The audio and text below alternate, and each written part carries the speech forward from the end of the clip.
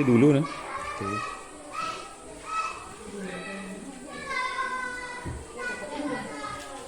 Kita mulai saja ya. Selamat pagi Bapak Ibu.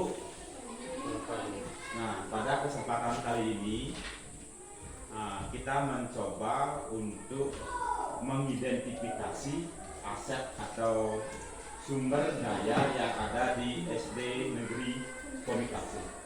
Ya. Nah, di sini saya sendiri selaku pemandu nanti bagaimana kita mampu mengidentifikasi atau mencari atau menemukan aset apa yang kita miliki di sekolah ini. Nah, sebelumnya saya ingin tanya, aset itu apa? Nah, namun sebelum kegiatan ini dimulai, alangkah baiknya kita buka kegiatan ini dengan doa.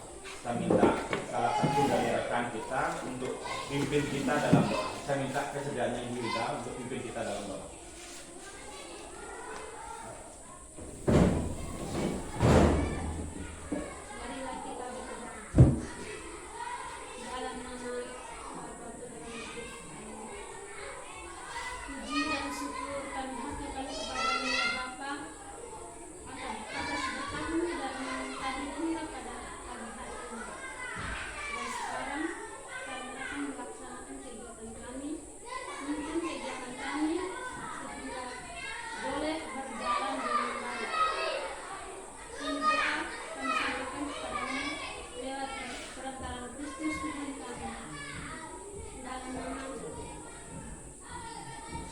Terima kasih Ibu Hilda kesediaannya untuk pimpin kita dalam doa. Nah, aset atau modal kan sering kita kenal aset. Aset itu sebagai barang inventaris biasanya kita kenal.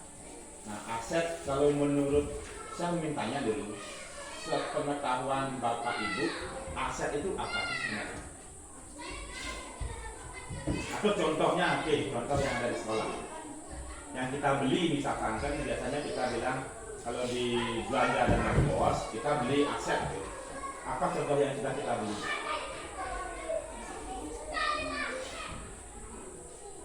Ini? Oke, laptop. Apa lagi yang sudah kita beli? Buku. Apa lagi? Ini untuk penerangan? Listrik. Oke. Ada lagi? Kursi meja. Ada lagi? Banyak sekali. Oke. Banyak ya. Saking banyaknya saya susah menyebutkan ya. Nah, yang disebutkan tadi itu benar. Aset itu modal yang kita punya. Namun sebenarnya modal itu tidak hanya berupa barang ya Pak Ibu. tidak hanya berupa benda, termasuk kebijakan, termasuk siswanya, termasuk gurunya, juga termasuk aset. Nah, mari kita bahas secara teoritis. Saya coba untuk memandu berdasarkan apa yang saya pelajari sebelumnya. Oke, coba perhatikan ya. Nah, tujuannya kita mengidentifikasi secara kolaboratif bersama warga sekolah tentang kekuatan sumber daya yang dimiliki oleh sekolah. Sumber daya, kekuatan, aset. Kita akan mencari tahu apa sih yang kita miliki di sekolah ini. Itu tujuannya. Tadi sudah disebutkan buku, listrik, komputer, meja, almari, dan lain sebagainya. Ya, itu milik kita. Entah itu bersumber dari dana bos yang kita beli ataupun bantuan dari pihak lain. Ini tujuannya. Sebenarnya sebuah sekolah itu merupakan suatu ekosistem. Kalau di pelajaran IPA, ekosistem di sini adalah ekosistem pendidikan, di mana sebuah bentuk interaksi antara komponen biotik itu makhluk hidup ya, berarti di sini kan unsur hidup, dan abiotik adalah unsur tidak hidup.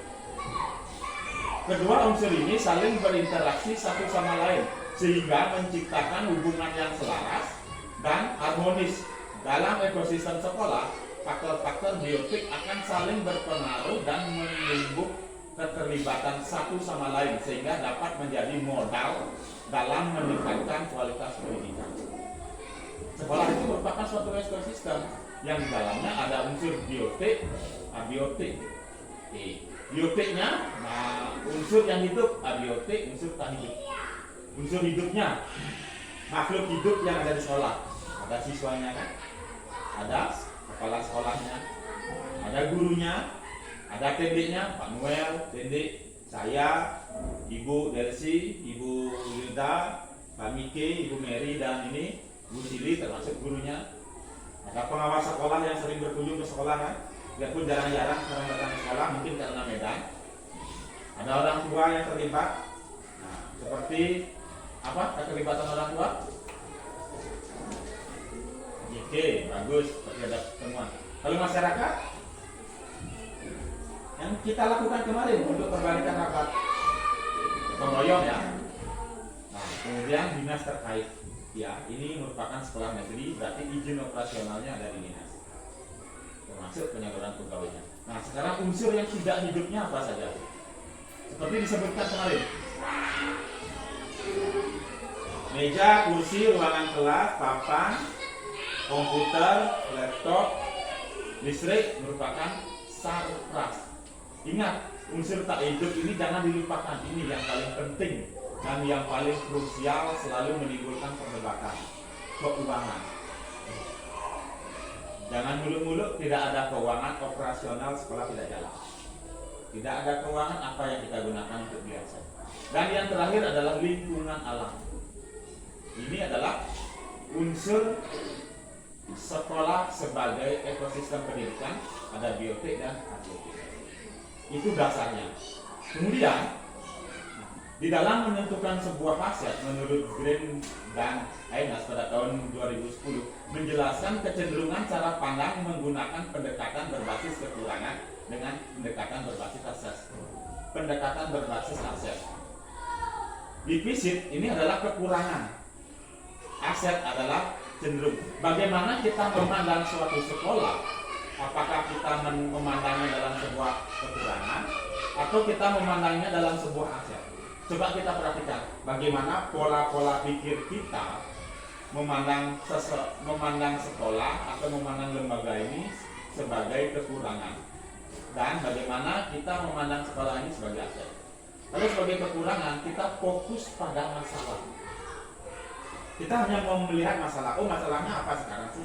Guru Ono tidak sejahtera, guru jarang masuk ke sekolah, ini mengajar terlalu keras, dan lain sebagainya. Kita cenderung memandang kekurangan, karena yang kita lihat hanyalah kekurangan. Coba kita balik, yang kita lihat adalah asetnya, kekuatan.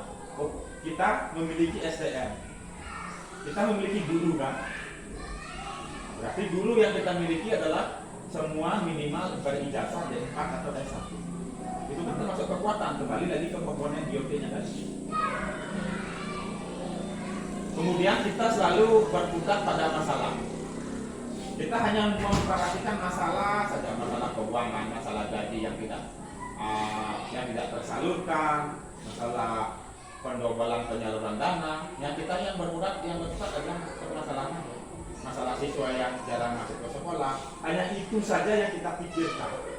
Jadi kita hanya fokus pada masalah. Kita lupa bahwa kita harus membayangkan masa depan. Masa depan yang bagaimana? Setelah anak-anak tamat dari sini, dia akan lanjutkan ke SMP. Kemudian, apa sih yang kita bisa bekali pada mereka? Minimal kan mereka semua tidak buta huruf. Ya, ilmunya. Jadi kita sudah secara tidak langsung mempersiapkan anak yang keluar dari sekolah kita merupakan anak yang mampu berdaya saing, mampu berpikir kritis sesuai dengan visi dari sekolah kita. Itu baru kita membayangkan masa depan. Nah, sekarang kita hanya mengidentifikasikan kebutuhan, hanya kekurangan. Misalkan gaji guru kecil, kita berorientasi menambah jumlah siswa, mencari-cari siswa. Padahal kita tidak berpikir tentang kesuksesan yang telah diraih. Apa sih reward yang sudah kita raih? Nah, ya kemudian kalau berpikir berbasis kekurangan, fokus mencari bantuan dari sponsor atau institusi lain. Nah, dari kekurangan kita coba mencari bantuan-bantuan dari pihak lain. Beda dengan kalau kita berpikiran kita mengorganisasikan kompetensi. Kita mengolah apa yang ada di sekolah.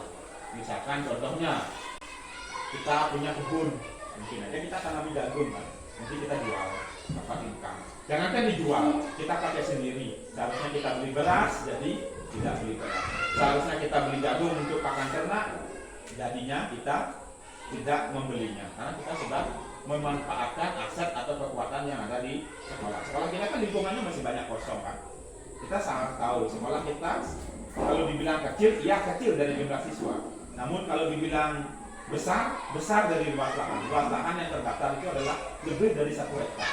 Sampai di bawah itu masih lahan kosong milik sekolah yang belum kita manfaatkan. Nah, kalau yang berpikiran berbasis kekurangan ini mengatur kelompok yang dapat melaksanakan proyek. Nah, kita membuat secara tidak langsung kelompok-kelompok atau sekat-sekat seperti blok. Nah, blok yang nantinya saling menjatuhkan satu sama lain. Teman sendiri bisa dijatuhkan, atau teman sendiri bisa dicurangi, atau tidak adanya kolaborasi. Beda dengan melaksanakan rencana aksi yang sudah diprogramkan. Apa yang kita sudah rencanakan itu yang kita konsistenkan. Apa yang sudah kita sepakati itu yang kita programkan. Seperti yang terdahulu kita sepakati seperti ini. Kemudian kalau kita berpikir kekurangan, kita akan mementingkan diri sendiri. Dan pada akhirnya kita akan memojokkan salah satu kelompok ataupun personal. Berarti kita berpikir berbasis kekurangan. Seperti itu cara pandangnya menurut Green dan Haynes pada tahun 2010. Apa bedanya kalau kita melakukan pendekatan aset dengan pendekatan kekurangan? Jadi, nah dalam ekosistem sekolah, faktor-faktor biotik akan sering mempengaruhi dan menimbulkan keterlibatan aktif satu sama lain. Nah seperti tadi saya ambil guru, murid, orang tua, komite, apalagi dinas, dia akan mempengaruhi komponen abiotiknya, keuangan, lingkungan alam, serta sarkas. Coba kalau bukan kita yang mengelola ketiga komponen tersebut, jalan tidak. Keuangan, kalau kita tidak kelola dengan baik, sekolah ini tidak akan jadi apa-apa.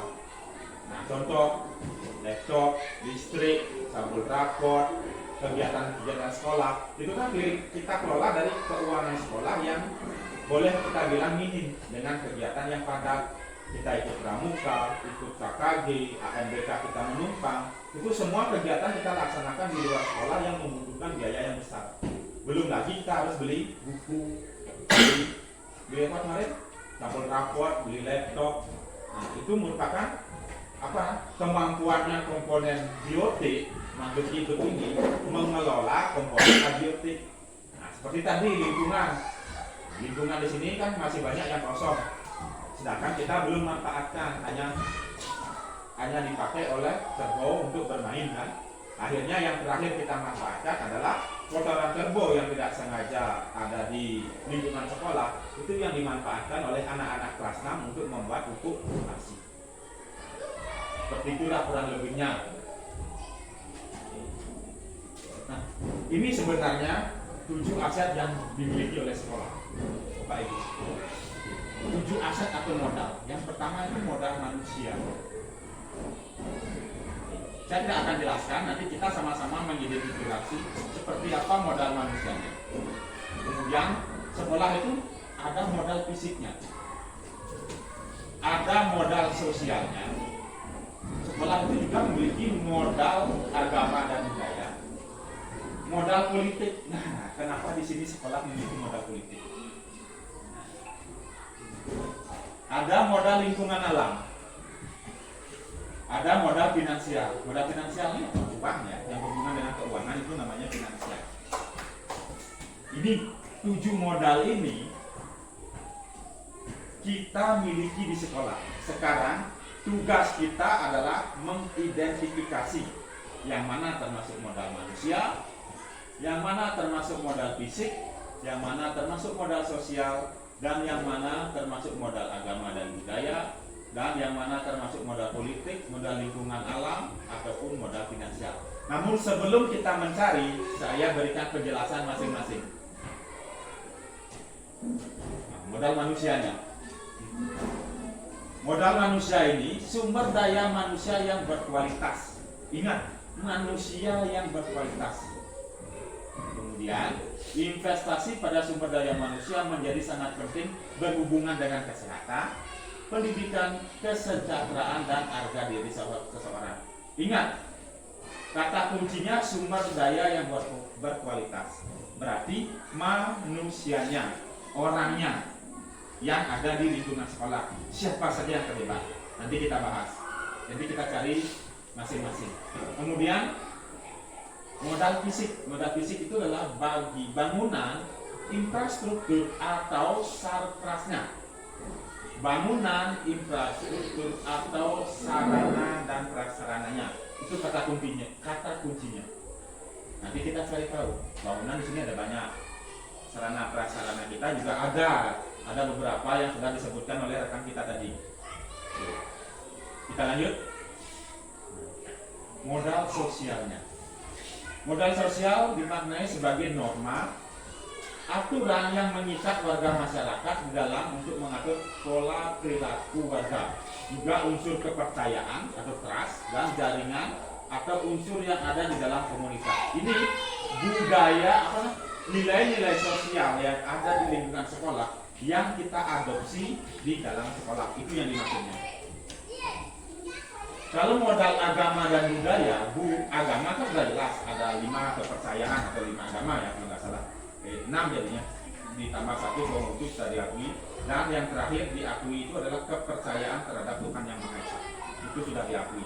Kalaupun ada siswa atau kita yang masih menganggap itu marapu, ditulis di kartu keluarga, pasti dia muncul kepercayaan terhadap Tuhan Yang Maha Esa. Itu artinya di luar dari agama yang sudah diatur di negara. Entah kepercayaan marapu, kalau di awal apa ya namanya, kepercayaan Swandi atau apa. Masing-masing daerah punya memiliki kepercayaan tersendiri. Nah, ini agama merupakan suatu sistem berperilaku yang mendasar dan berfungsi untuk mengintegrasikan perilaku individu sebagai sebuah komunitas, baik perilaku lahiriah maupun simbolis. Kalau budaya di sini merupakan cipta rasa yang kita lakukan, yang diciptakan oleh manusia. Budaya di sini saya contohkan, budaya kita apa? Budaya yang sering kita lakukan apa? Yang kemarin dilakukan oleh Ibu Hilda. Apa? Di depan masuk pada saat siswa yang masuk ke kelas itu, itu kan masuk budaya apa? Sopan santun. Terus yang kita kerjasama membuat ini pot bunga, itu termasuk budaya apa? Gotong royong, itu kan hasil cipta karsa karya manusia. Nah, itu juga termasuk budaya. Nah, modal politik di sini adalah tidak hanya dimaknai sebagai suatu aktivitas demokrasi seperti yang sedang kita alami sekarang. Modal politik ini tidak hanya kita berpikir adalah pemilihan kepala daerah, kampanye, apalagi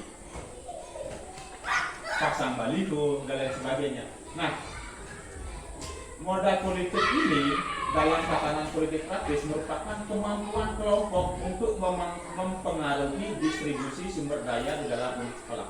Bagaimana kita mampu memberikan pengaruh terhadap orang lain atau terhadap lembaga lain agar lembaga itu bisa berkontribusi terhadap masyarakat atau lembaga kita.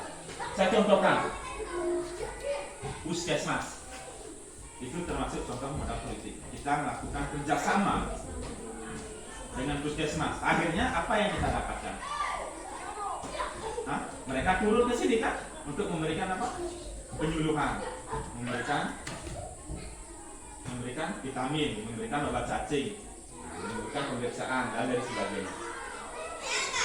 Modal lingkungan ini bisa berfungsi yang diolah yang memiliki nilai ekonomi. Lingkungan ini memiliki nilai ekonomi yang seperti yang kita bilang, lingkungan yang kosong kita bisa gunakan untuk tanam jagung, apalagi sekarang menjelang musim hujan. Yang terakhir, modal finansial, dukungan keuangan yang dimiliki oleh komunitas atau dukungan keuangan yang dimiliki oleh sekolah. Coba kita pikir, sekolah kita sumber dananya atau sumber keuangannya dari mana saja?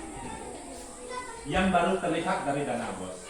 Kalau mau kita kreatif, kita bisa mencari sumber dana atau finansial yang lain.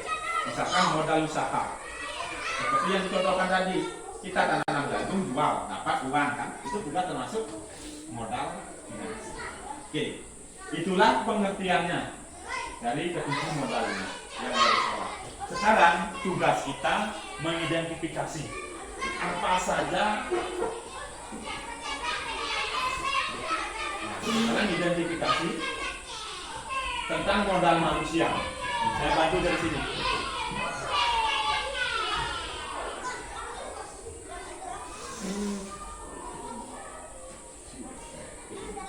Modal manusia seperti yang sudah kita paparkan tadi.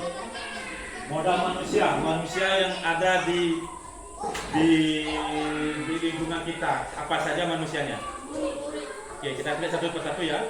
Tadi Bu Wilda bilang. Apa lagi? Kepala sekolah.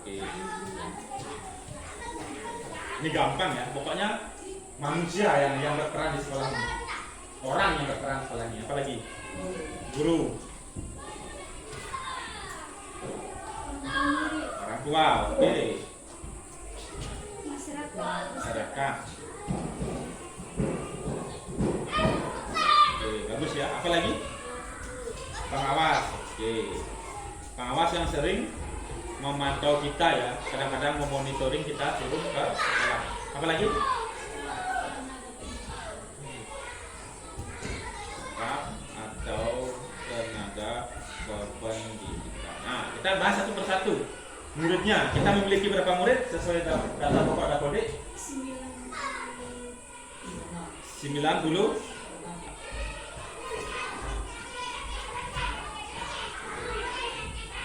Kepala sekolah, kita memiliki berapa kepala sekolah? 1 kepala sekolah. Atas nama Nikodemus Raja. Oke. Kemudian gurunya ada berapa orang? Guru. 9. 9 atau 8? Coba itu sama-sama. Saya, Ibu Hilda, Bu Delsi, Bu Sili, Kamike, Ibu Mary, Ibu Mina, bukan ya, masih sekarangnya Dedek. Ada berapa? 7 ya.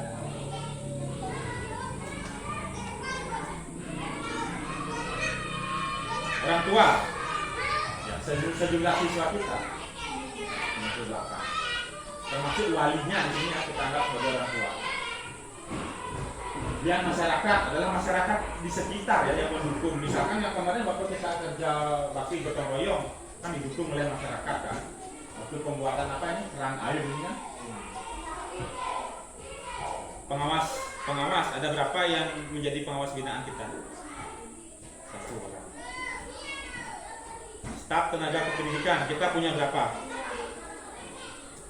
2 orang. Apa saja yang kita punya? Tenaga administrasi dan penjaga sekolah. Oke, penjaga sekolah. Ini dia merangkap ya, penjaga sekolah dia merangkap dengan tugas. Oke. Ini merupakan modal manusia yang kita miliki.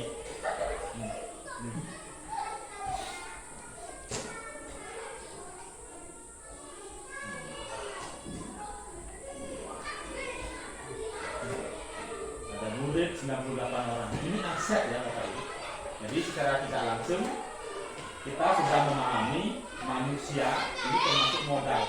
Kenapa seperti itu? Coba bayangkan sekarang, tidak ada murid. Mungkin nggak sekolah itu bisa berjalan? Mungkin nggak. Kita balik. Oke, tidak ada guru. Siapa yang mengajar? Itu. Tidak ada pengawas, siapa yang mengajar? Sambil makan Bapak Ibu, sambil minum.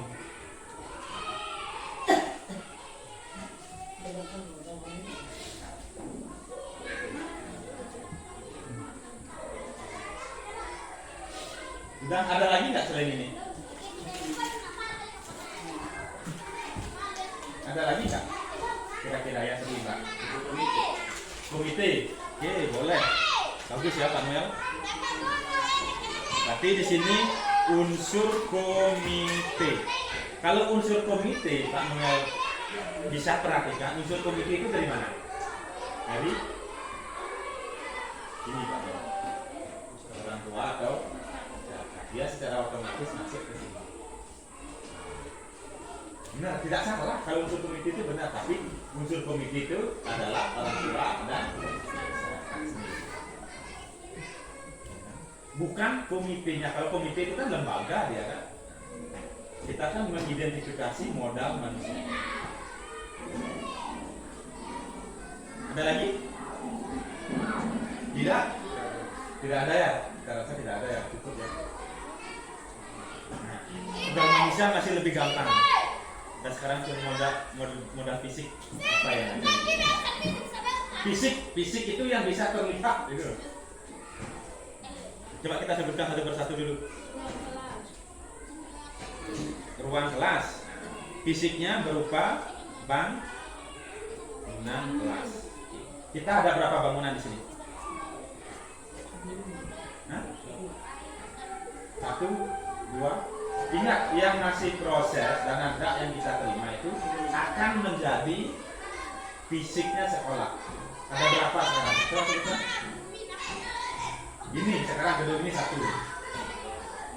2 kan? Bangunan kelas. Oke. 2 bangunan kelas yang terdiri dari 6 ruang. Kalau kita spesifikasikan seperti itu dia. Bangunan kelas ada 2 bangunan kelas yang terdiri dari 6 ruang. Masing-masing bangunan ada 3. Terus apa lagi? Perpustakaan bagus. Ini bendahara dak pasti dia hafal semua. Apa lagi? Itu kita lihat. Apa lagi? Kita lihat. Nah, oke, bangunan mes. Mes dulu ya. Apalagi yang kita bisa lihat berupa bangunannya dulu, fokus di bangunan. Nah, ruang guru. Oke. Apalagi? Ayo Ibu bendahara dak, hafal semua pasti. UKS. Apalagi? WC, toilet. Atau sanitasi ya? Sanitasi yang banyak ya. Waktu di ini bangunannya. Sanitasi ya. Apalagi? Lab komputer. Apalagi?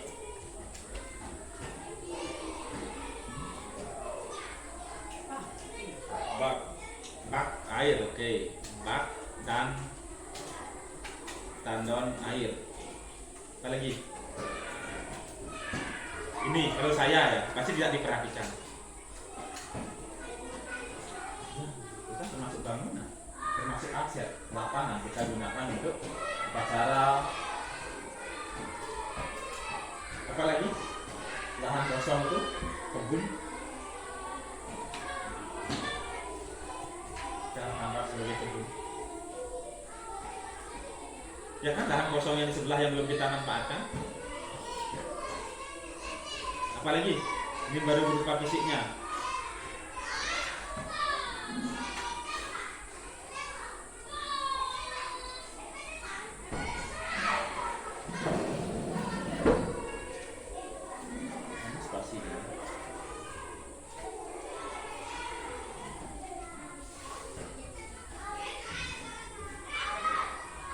Sekarang taman bunga. Nah,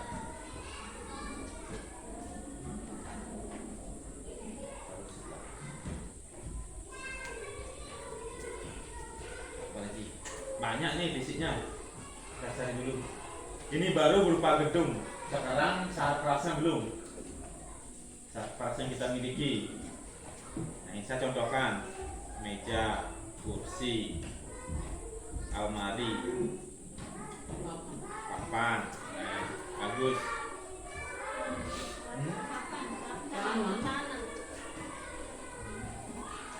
Papan, sorry. Nah, yang berupa mobiler ya. Nah, kita fokuskan mobilernya apa dulu? Almari, meja, kursi. Ini meja guru dan meja siswa ya.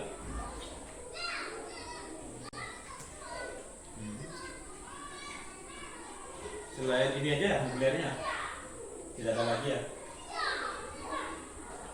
Tidak ada. Kita lihat dulu. Tidak ada ya.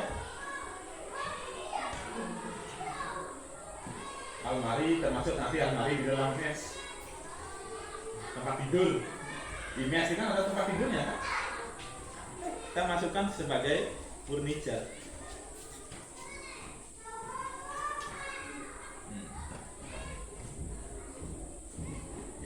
Kita cukupkan sambil jalan. Sekarang barang elektronik termasuk sakras juga, apa saja yang kita miliki. Lihat. Oke.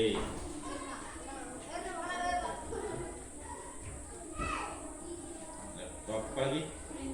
Printer. Itu saja. Terus yang lain apa? Ini yang kita beli kemarin tuh. Listrik. Terus yang kita beli untuk penunjang pembelajaran. Ada lagi? Catatnya? Oke, alat peraga, betul. Alat peraga. Peraga pembelajaran ya.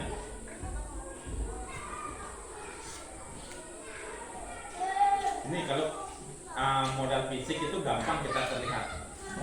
Nanti yang susah 5 modal belakangnya. Cukup? Atau ada lagi?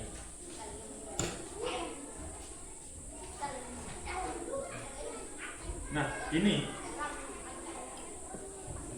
modal fisik itu termasuk bangunan dan sarprasnya. Kita sudah bantu, ada berapa sih yang kita miliki di sekolah ini? Ada bangunan, ruang kelas, perpustakaan, mes guru, UKS, ruang guru, toilet, dan komputer, bak tandon air, lapangan, dan kebun sekolah. Ini fisik yang kita miliki. Secara tidak langsung setelah kita identifikasi ternyata kita banyak punya aset.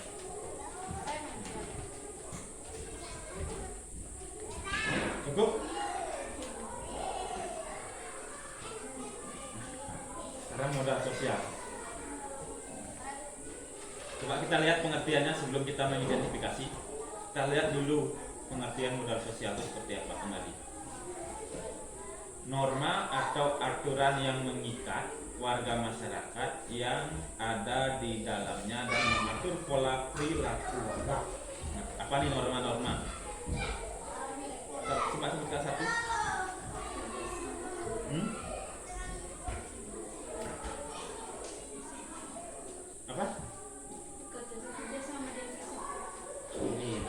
sekali ya, 1000 liter. Kerjasama dengan kesehatan. Dalam hal ini adalah puskesmas, rada mata. Nyambung ya rada mata ya. Ini terkait apa Bapak Ibu? Terkait penyuluhan kesehatan, lagi ada pendistribusian vitamin ya, vitamin, obat cacing, serta imunisasi. Ini dilakukan setiap yang kemarin kerjasamanya setiap sebulan ya, kan 2 bulan ya. Dilakukan setiap 2 bulan sekali.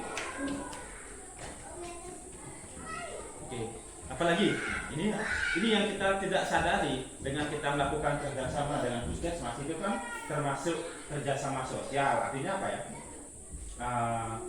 Komponen sosial yang kita dapatkan itu berupa pelayanan kesehatan secara gratis kan. Kita di sekolah itu tidak usah bayar, malahan mereka yang datang sendiri, mereka yang bawa vitamin sendiri, membawa obat sendiri, dan membawa tenaga kesehatan sendiri. Nah itu juga termasuk kerjasama dengan puskesmas rada mata. Bagus sekali ya. Apa lagi? Kerjasama dengan gereja. Ini gereja apa namanya Bu yang sebelah? Gereja Katolik Wimanada gitu. Nah dalam bentuk seperti apa kerjasamanya? Dalam pelayanan ibadah seperti misa sekolah yang sudah pernah kita lakukan. Saya contohkan satu ya, doa kelulusan siswa kelas. Kita kan mengundang tokoh agama. Ini saja yang kita lakukan, ada lain nggak? Coba kita ingat-ingat kembali hal-hal yang sudah pernah kita lakukan.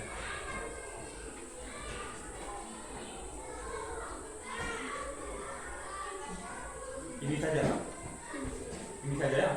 Kalau dengan ini aparat desa ada tidak yang sosialnya? Ini bantuan ini air pipa kita dapat kemarin. Iya kan, kemarin kan bantuan pipa air bersih, biarpun airnya macet kan dari mana? Kan dari aparat desa.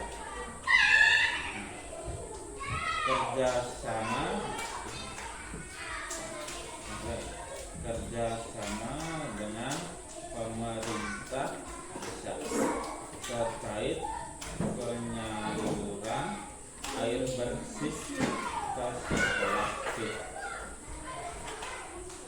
Benar ya? Ini kan diserahkan langsung oleh Bapak Kepala Desa waktu itu. Ada lagi? Tidak ada ya? Itu saja ya?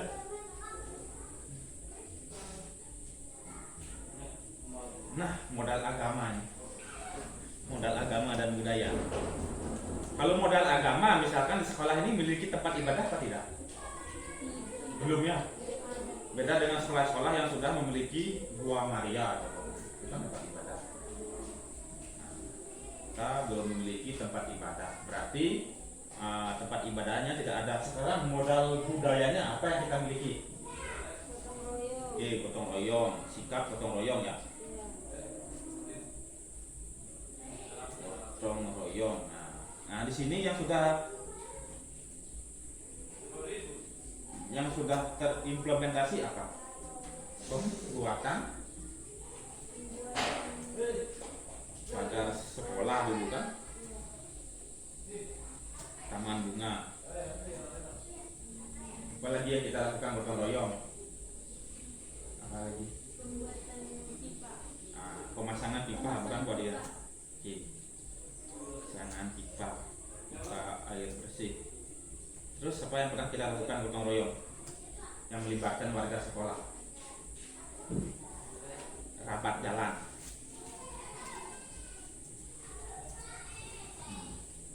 Nah, kita ikut nyumbang juga kan, ikut berpartisipasi. Apa lagi? Itu saja ya. Ini pembuatan apa ya, jalan yang untuk ke WC ini Pak? Tangga. Pembuatan. Tangga. Oh iya, ada lagi ini pembuatan bak sampah. Ya betul, pembuatan bak sampah. Ini sikap gotong royong kita. Ini juga merupakan aset, sikap-sikap ini aset dengan. Ada lagi pembuatan tempat parkir. Benar, pembuatan tempat parkir. Jadi tempat parkirnya secara otomatis menjadi aset sekolah dalam modal fisik. Juga ada objek fisiknya.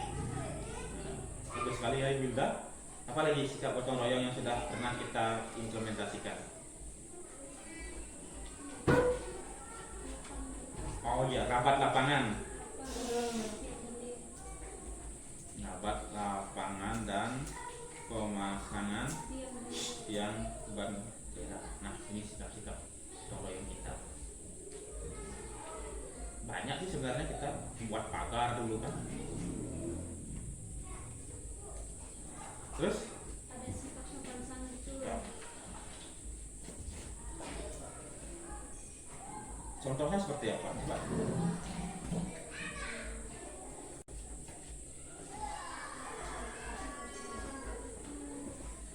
Menghargai teman, menghargai sesama.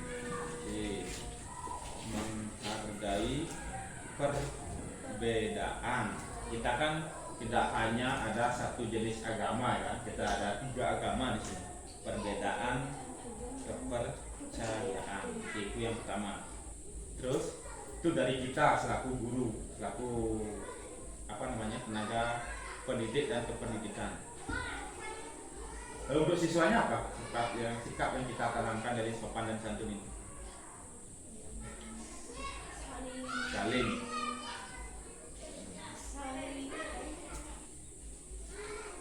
Saling menyayangi sesama teman. Oke. Yang kita tumbuh kembangkan terhadap anak yang kita sering lakukan setiap hari. Ini modal agama sebenarnya apa ya? Modal Saling membantu. Saling membantu. Saling menerima pendapat orang lain. Menghargai Pendapat orang lain.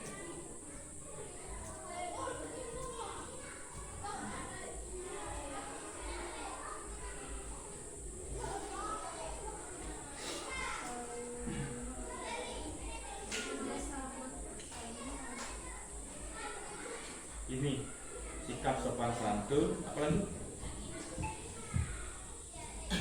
budaya. Ini aja. Ini saja ya. Nah, sambil kita pikirkan nanti ya. Coba kita modal selanjutnya, modal politik. Modal politik apa nih? Ini bantuan dari anggota dewan ya. Bantuan dari salah satu anggota dewan. Bantuan ini yang kita dapatkan apa kemarin itu? Ini dulu meja-mejanya saya. Kursi, meja, almari, papan. Itu saja ya. Ini ya asal kita ketahui bersama, kebetulan yang serah terima bantuan itu adalah kepala sekolah dan saya sendiri yang menghadiri. Bantuan ini berasal dari dana pokir namanya. Ini adalah dana pokok pikiran, bukan dari kantong pribadinya anggota dewan. Dana pokok pikiran kalau kita kenal sebagai dana aspirasi. Kan banyak anggota dewan yang menyalurkan bantuan-bantuan kan, seperti Ibu Ratu kemarin bantuan kesehatan di desa-desa. Itu bukan dari dana pribadinya. Anggota dewan memiliki dana reses, memiliki dana pokok pikiran yang dia salurkan di dapilnya. Dapil adalah daerah pemilihan. Jadi sepintar-pintarnya kita bekerja sama. Kemarin kan kepala sekolah mampu melobi salah satu anggota dewan. Ini ada bantuan, saya punya dana, kamu butuh bantuan apa? Oh, saya butuh ini. Waktu itu kan kepala sekolah bilang, dan saya waktu itu buatkan proposalnya. Saya butuh meja, kursi dan lain sebagainya, karena kita kan hancur semua meja kursinya. Akhirnya kita dapat dikirim dalam beberapa truk, dibuat truk kayaknya. Ini almarinya kan semua kan yang ada di ruangan ini kan dana bantuan dari mereka. Nah itu saya jelaskan, dana itu berasal dari dana pokok pikiran atau dari dana aspirasinya yang bersumber dari APBD kabupaten. Ini dana pemerintah daerah. Nah, sambil minum ya Bapak Ibu, sambil berpikir juga. Ini yang dimaksud kenapa politik itu bukan dalam artian sebatas proses demokrasi. Kita lakukan kerjasama juga secara tidak langsung kita sudah berpolitik. Kan anggota dewannya itu datang kan pas acara pelepasan siswa kelas 6 kan? Memberikan selamat, sedikit joget-joget, makan daging kambing selesai. Karaoke itu merupakan modal politik yang kita miliki, ada hasil yang kita nikmati. Dari kerjasamanya, semoga di periode sekarang kita bisa dapat bantuannya. Ya pintar-pintarnya kita saja nanti. Siapa yang punya kedekatan kita coba untuk lobby dapat salah satu anggota dewan yang daerah pemilihannya di Kecamatan Laura. Nah ini salah satunya. Ada lagi nggak modal politik yang kita miliki?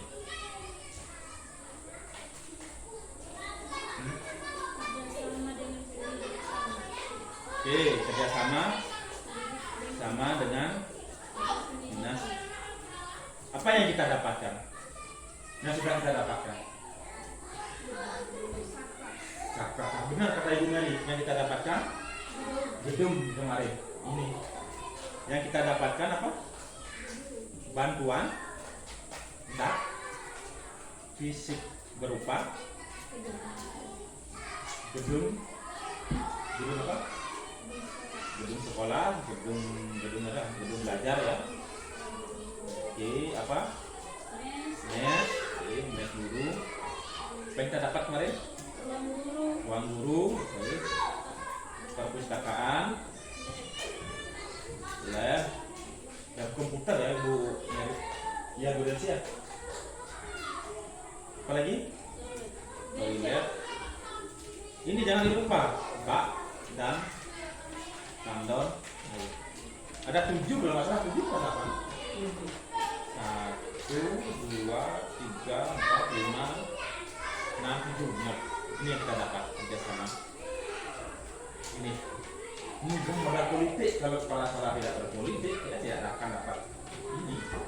Bantuan itu mungkin aja dia lari ke sekolah lain. Bagaimana pintarnya kita melobi, melakukan kerjasama di dinas pendidikan, terutama di bidang sarkas dalam penyaluran zat fisik. Tetap kerjasamanya tidak hanya sebatas omongan dalam bentuk proposal yang diajukan. Ini bagus sekali ya. Apalagi kerjasama politiknya? Kebijakan kepala sekolah dalam menunjang kebutuhan sekolah. Benar. Kebijakan atau keputusan pimpinan sekolah dalam menunjang sekolah dan proses pembelajaran di sekolah. Coba kita pikirkan kalau kita tidak berpolitik. Contoh, kemarin yang minta kegiatan pramuka siapa? Kan pembinanya. Secara tidak langsung, pembina itu memiliki program yang disampaikan oleh kepala sekolah Kemudian kepala sekolah mengeluarkan kebijakan atau keputusan untuk mengikut sertakan sekolah kita dalam kegiatan pramuka. Kemudian kebijakan yang diambil apa? Memberikan dana, mengalokasikan dana. Itu contohnya kebijakan. Termasuk ini kebijakan minum, kegiatan ini semua adalah kebijakan dari kepala sekolah. Segala bentuk keputusan dari kepala sekolah itu merupakan unsur politik. Contoh lagi yang sudah pernah dilakukan selain benar ANBK, selain itu apa lagi? KKG. Apalagi yang kemarin itu yang PIP apa? Penarikan yang tidak ada orang tuanya di sini melalui wali kan? Ini ada beberapa guru kita menjadi wali. Kalau kepala sekolah tidak mengeluarkan surat pernyataan bahwa anak tersebut diwalikan oleh salah satu guru, sedangkan orang tuanya ada merantau keluar daerah, kan tidak mau mengeluarkan dana PIP siswa tersebut kan? Nah, itu merupakan kebijakan kepala sekolah. Ini merupakan unsur politik. Makanya secara tidak langsung kita sudah berpolitik. Coba nanti di penganggaran 2025 kalau pembina pramukanya tidak mengajukan kegiatan, tidak melakukan kegiatan, otomatis ekstrakurikuler pramuka akan stop, dianggap tidak efektif. Nah, kan kemarin pramuka didanai kan? Didanai, diberikan honor pembina, diikut sertakan kegiatan, termasuk yang tahun lalu juga. Kan kita berpolitik, kepala sekolah mengeluarkan kebijakan, oh ada kesempatan nih untuk kita mengikuti apa namanya? KMD ya, Bu Mary. KMD. Kalau itu bukan kepala sekolah yang membuatkan keputusan, kepala sekolah tidak membuatkan kebijakan untuk menganggarkan keikutsertaan dua pelatih KMD, tidak akan bisa jawab. Sangat kemarin kan tidak jalan nih, tidak mengikutsertakan. Ya, karena mereka pembinanya tidak mampu berpolitik secara tidak langsung berpolitik, memberikan argumentasi bahwa oh kegiatan ini bagus. Sama seperti nanti termasuk penentuan honor guru bagi yang tenaga honor, boleh juga berpolitik. Oh saya merasa saya lebih mampu. Kalau diam-diam baik ya sudah menerima keputusan apa adanya. Coba kita menyuarakan atau mengaspirasi. Nah itulah contoh-contohnya. Ada lagi tidak?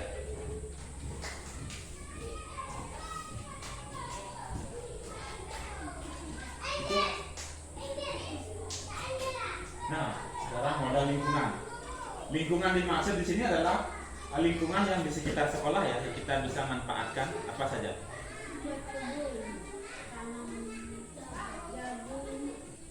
Kebun ya.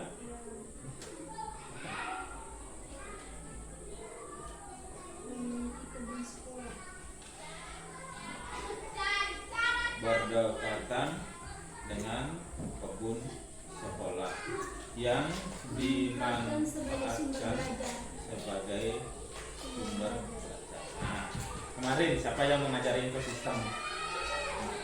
Dia kan belajar di luar sekolah. Saya contohnya kemarin. Nah, mengajarkan tentang tumbuhan, mengajarkan tentang hewan. Apa lagi? Lingkungan?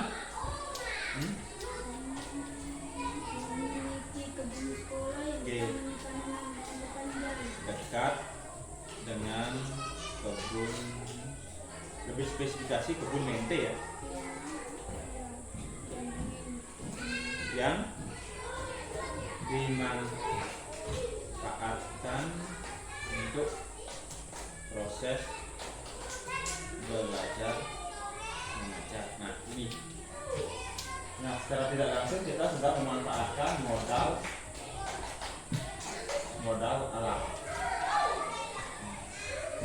Modal alamnya sedikit ya, kita kan hanya berbatasan dengan kebun-kebun saja. Kalau sungai ada tidak? Sungai? Tidak ada ya, kita tidak memiliki sungai. Gunung? Jauh ya. Hanya perkebunan aja. Apa lagi? Pantai? Tidak mungkin. terlalu jauh laut apalagi. Nah, saya rasa cuma tempuh ini aja sih. Oke, lanjut saja ya. Nah, sekarang yang terakhir, modal finansial. Apa yang kita miliki? Dana BOSP yang digunakan untuk operasional sekolah, termasuk gaji guru honor, belanja aset sarana dan prasarana. Nah, ini contohnya belanja buku, belanja laptop, belanja listrik. Nah, itu kita ambil dari dana bos. Ada finansial lain nggak selain dana bos yang kita kelola? Tidak ada ya. Kita tidak memungut uang komite. Iuran sukarela kita tidak memungut. Sumbangan dalam bentuk apapun kita tidak memungut. Karena kan kita terikat oleh aturan. Untuk jenjang SD dan SMP dilarang melakukan pemungutan apapun. Yang kita harapkan adalah sumber dana lain selain utang. Seperti yang kita contohkan, coba kita kelola aset yang lain, misalkan kebun yang kosong untuk kelola tanam jagung, kemudian kita jual. Nah, itu kan hasil penjualan menjadi income-nya kita. Itu kan termasuk modal finansial. Beda dengan sekolah-sekolah lain, modal-modal yang finansial yang ada tuh kantin misalkan, kan kita tidak ada kantin. Kan ada sekolah-sekolah yang besar seperti SDK Marsudi ini, dia punya kantin sendiri. Dia kelola, keuntungan dari kantin itu termasuk modal finansialnya sekolah. Sedangkan kita kan tidak ada kantin. Tidak terasa ya, kita sudah memiliki 7 modal secara langsung. Coba kita lihat kembali bagaimana hasil identifikasi kita.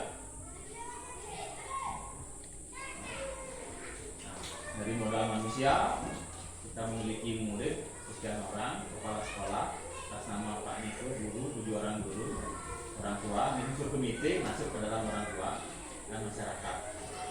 Ya, yang disampaikan oleh Pak Mel. Udah, kita banyak ya, biarpun sekolah kita kecil, ternyata banyak di dalamnya. Bagaimana kalau sekolah besar yang jumlah siswanya sampai ribuan, lebih banyak lagi dulu.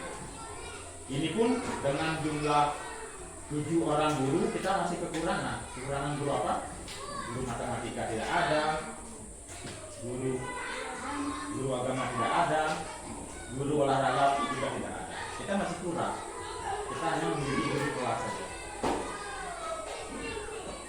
Sedangkan orang tua ya otomatis dia memiliki anak yang sekolah di sini. Termasuk masyarakat adalah lingkungannya kita. Kita tidak bisa lepas dari masyarakat. Pengawas, staf ini cukup, 2 orang cukup, sudah itu modal manusianya. Modal fisik secara tidak langsung kita banyak punya gitu. Walaupun ini masih proses pembangunan.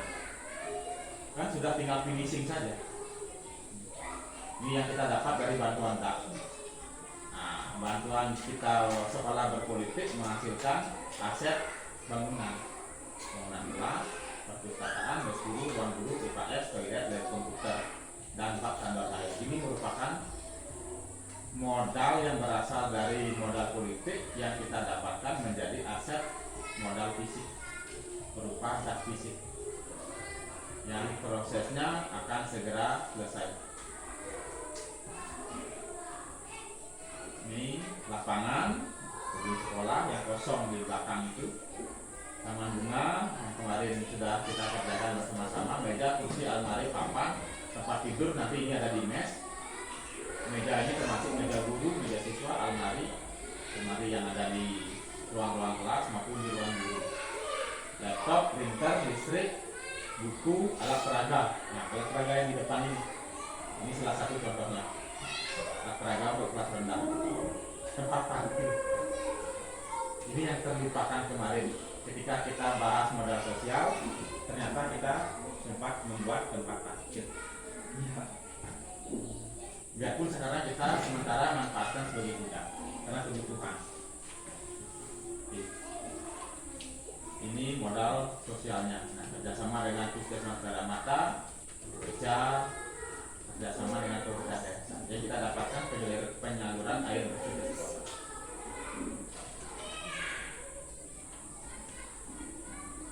Aspek modal agama dan budayanya, sikap gotong royong, sikap sopan santun, kemudian modal politiknya ini,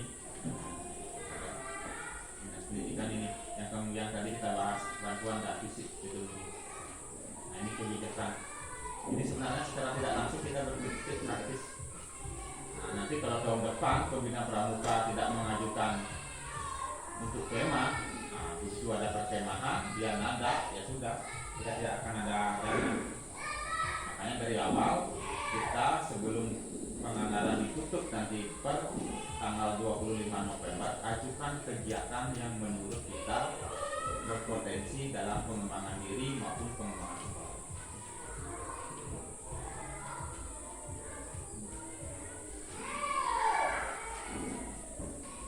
Nah, lingkungan atau alam yang berdekatan dengan kebun sekolah, kebun jambu.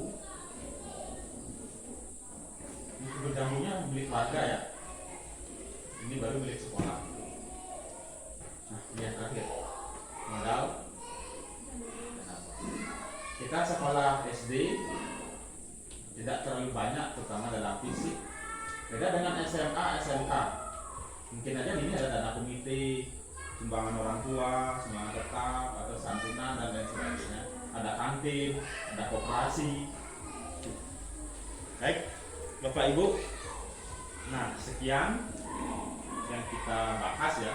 Berarti di sini setelah saya melakukan pendampingan, ternyata kita sudah mampu mengidentifikasi 7 aspek yang ada di sekolah. Nah, nanti 7 aspek ini kita gunakan sebagai bahan pengembangan sekolah, termasuk kesejahteraan guru maupun siswa. Ada pertanyaan? Tidak ada? Pas? Pas, baik.